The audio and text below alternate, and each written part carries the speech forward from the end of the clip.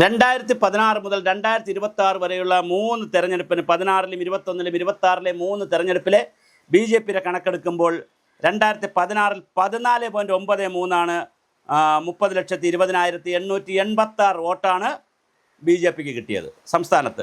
21 ആകുമ്പോൾ അത് 12.48%, 26,10,069 വോട്ടിലേക്ക് മാറി.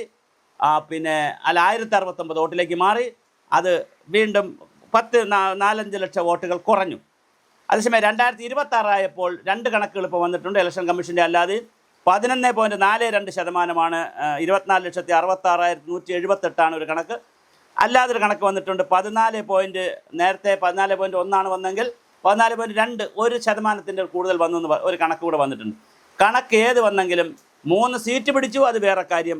3 സീറ്റ് പിടിച്ചെങ്കിലും കണക്ക് ഏത് വന്നിട്ടുള്ളെങ്കിലും അത് ആ കണക്കുകൾ ശരിയല്ല എന്നുള്ളതാണ്.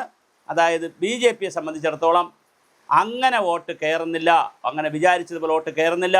അതിന് മുസ്ലിം കമ്മ്യൂണിറ്റി ഉള്ള സ്ഥലങ്ങളിലൊക്കെ ഇതിന് വേറെ തമാശയുണ്ട്. ഇതിനകത്ത് വേറെ അനാലിസിസ് കൂടെ നമ്മൾ നോക്കേണ്ടതുണ്ട്. ഏറ്റവും കൂടുതൽ വോട്ട് പിടിച്ച ബി ജെ പിക്കാരൻ എന്ന് പറയുന്നത് കെ സുരേന്ദ്രനാണ്. വലിയ വോട്ട് 60,000-ൽ പരം വോട്ട് പിടിച്ചു. രാജീവ് ചന്ദ്രശേഖരോ അല്ലെങ്കിൽ ജയിച്ച മുരളീധരനോ ചാത്തന്നൂരിലെ ബി ഗോപകുമാറോ അത്രയും വോട്ട് പിടിച്ചിട്ടില്ല. അപ്പോൾ ഏറ്റവും കൂടുതൽ വോട്ട് പിടിച്ച സുരേന്ദ്രനും അതുപോലെ വോട്ട് പിടിച്ച ആളാണ് ശോഭാ സുരേന്ദ്രൻ, അതുപോലെ വോട്ട് പിടിച്ച ആളാണ് അശ്വിനി. ഈ 3 പേരും വലിയ വോട്ട് പിടിച്ചു, പക്ഷേ അവർക്ക് സീറ്റിൽ ജയിക്കാൻ കഴിഞ്ഞിട്ടില്ല. അപ്പോൾ അവിടെ എന്താ സംഭവിച്ചത്? അവിടെ മുസ്ലിം കൺസോൾട്ടേഷൻ ഒരു വശത്തിട്ട് പോയപ്പോൾ ഇപ്പുറത്ത് മറ്റ് ചില കൺസോൾട്ടേഷൻസുകൾ നടന്നോ എന്നുള്ള ചോദ്യമുണ്ട്. തിരിച്ചെടുത്തു കഴിഞ്ഞാൽ നമ്മൾ കഴക്കൂട്ടം എടുത്തു കഴിഞ്ഞാൽ കഴക്കൂട്ടത്ത് 2021 എൽ ഡി എഫിന് 63,690 വോട്ടുണ്ടായിരുന്നെങ്കിൽ 26 ആകുമ്പോൾ 46,136 വോട്ടായിട്ട് അത് കുറഞ്ഞു. 17,554 വോട്ട് സുരേന്ദ്രന് കടകംപള്ളി സുരേന്ദ്രന് കുറഞ്ഞിട്ടുണ്ട്. യു ഡി എഫിനാണെങ്കിൽ 32,995, ലാലിൽ നിന്ന് 37,183 വോട്ട് ശരത്ചന്ദ്ര പ്രസാദ്, 5,000 വോട്ട് ശരത്ചന്ദ്ര പ്രസാദ് കൂടുതൽ പിടിച്ചിട്ടുണ്ട് കഴക്കൂട്ടത്ത്.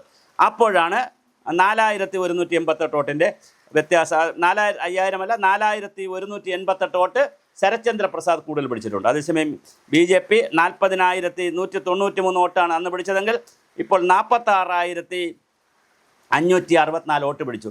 6,317 വോട്ട് കഴിഞ്ഞ തെരഞ്ഞെടുപ്പിനേക്കാൾ ബി ജെ പി കൂടുതൽ പിടിച്ചു. 17,554 വോട്ട് നഷ്ടപ്പെട്ട 17,554 വോട്ട് കൂടുതലുണ്ടായിരുന്ന കടകംപള്ളി സുരേന്ദ്രനിൽ നിന്നാണ് 6,000 വോട്ട്. ഈ കണക്കുകളിലുള്ള കളിയാണിത്. കാര്യം ജനങ്ങൾ അങ്ങനെ വോട്ട് ചെയ്യണമെന്നില്ല, പക്ഷെ കണക്കുകൾ വെച്ച് കണക്കിൻ്റെ മാജിക്ക് നോക്കുമ്പോൾ കടകംപള്ളി സുരേന്ദ്രൻ ഉണ്ടായിരുന്ന 2021 17,554 വോട്ടിൽ നിന്ന് 6,371 വോട്ട് കൂടുതൽ വോട്ട് അതിൽ കഴിഞ്ഞുള്ള അതാണ് ഇപ്പോഴത്തെ വോട്ട് വ്യത്യാസം. ബാക്കി വോട്ടുകൾ എവിടെ പോയി? ആ വോട്ടുകൾ തീർച്ചയായിട്ടും കൃത്യമായി 2 ഇടത്തേക്ക് പോയി. കുറച്ച് ബി ജെ പി കോൺഗ്രസ്സിന് പോയി, പക്ഷേ കുറേ വോട്ടുകൾ എവിടെ പോയി? ബി ജെ പിക്ക് പോയി. അപ്പോൾ ഇടതുപക്ഷത്തിൻ്റെ വോട്ട് നന്നായി പോയിട്ടുണ്ട്. അതുപോലെ ചാത്തന്നൂരിൽ എൽ ഡി എഫിന് 2021 59,296 വോട്ടുണ്ടായിരുന്നു. അത് 26 ഇപ്പോഴത്തെ തെരഞ്ഞെടുപ്പിൽ 47,525 വോട്ടായി. 11,771 കമ്മ്യൂണിസ്റ്റ് വോട്ടുകൾ അല്ലെങ്കിൽ ഇടതുപക്ഷ വോട്ടുകൾ അവർക്ക് നഷ്ടമായി. അതേസമയം യു ഡി എഫിന് 34,280 കഴിഞ്ഞ വർഷം. ഇപ്പോൾ അത് 35,276 996 വോട്ട് സൂരജ് രവിക്ക് കൂടുതൽ കിട്ടി. അതേസമയം ബി ജെ പിക്ക് 42,090 വോട്ട്. അത് 51,923 9,833 വോട്ട് കൂടി. അപ്പോൾ അവിടെയും കാണിക്കുന്ന ചാത്തന്നൂരിൻ്റെ കണക്ക് കാണിക്കുന്നതും ഇടതുപക്ഷ ചേരിയിൽ നിന്നാണ് കൂടുതൽ വോട്ടും ബി ജെ പിക്ക് പോയിരിക്കുന്നത്.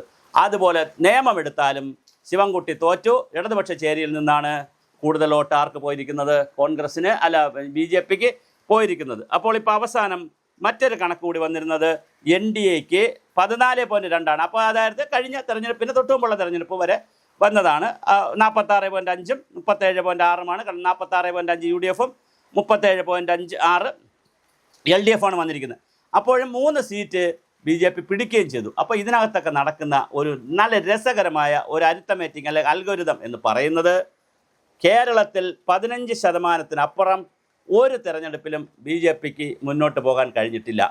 55% വരുന്ന ഹിന്ദുക്കൾ, 55-56% വരുന്ന ഹിന്ദുക്കൾ, ഈ 15%-ൽ ഒരു 14% അല്ലെങ്കിൽ 13% ഹിന്ദുക്കളായിരിക്കും.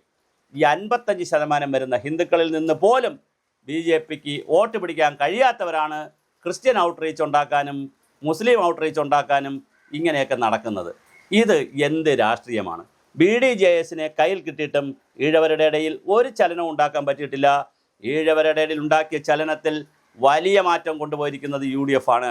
നായർ കമ്മ്യൂണിറ്റിയിലുണ്ടായ ചലനത്തിൽ മാറ്റം കൊണ്ടുപോയിരിക്കുന്നത് UDF ആണ്. അതുകൊണ്ട് കേരള രാഷ്ട്രീയത്തെ കേവല ജാതികളുടെ അടിസ്ഥാനത്തിലും മതത്തിൻ്റെ അടിസ്ഥാനത്തിലും മാത്രം വിലയിരുത്തിക്കൊണ്ടോ അങ്ങനെ പങ്കുവെച്ചെടുത്തുകൊണ്ടോ BJPക്ക് വളരാം എന്ന് പറയുന്ന, അങ്ങനെ BJPയെ പഠിപ്പിച്ചു കൊടുക്കുന്ന രാഷ്ട്രീയക്കാർ മനസ്സിലാക്കുക, അതിനപ്പുറമാണ് കേരള രാഷ്ട്രീയം.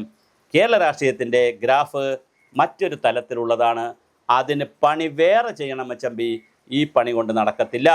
അല്ലെങ്കിൽ ഈ 55% വരുന്ന 56% അല്ലെങ്കിൽ 56-60% വരുന്ന 55 വെച്ചോളൂ, 55-നും 60-നും ഇടയ്ക്ക് വരുന്ന ഹിന്ദുക്കളിൽ ഒരു 30% വോട്ട് പിടിച്ചാൽ പോരെ, എത്ര സീറ്റ് പിടിക്കാം?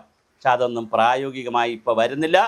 അതുകൊണ്ട് തന്നെ വളരെ കൃത്യമായി കേരളത്തിലെ BJPയുടെ കോൺഗ്രസിൻ്റെയും അതുപോലെ BJP ജയിച്ച മണ്ഡലങ്ങളുടെയൊക്കെ കണക്ക് വെച്ച് പറയുമ്പോൾ BJP എവിടെ എത്തി നിൽക്കുന്നു എന്നുള്ളത് കൃത്യമായി എല്ലാ രാഷ്ട്രീയ നിരീക്ഷകരും വളരെ നല്ല രീതിയിൽ അനലൈസ് ചെയ്യേണ്ടതാണ്.